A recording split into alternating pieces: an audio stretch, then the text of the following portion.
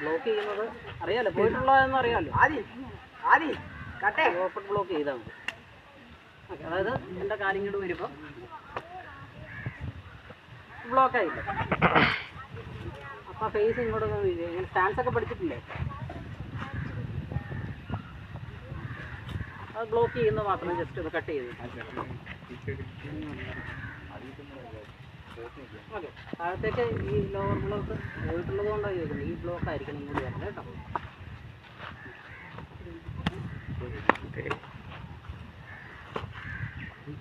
ഒന്ന് കവർ ചെയ്തോണേ, പിന്നെ ഷൂട്ട് ചെയ്യാം.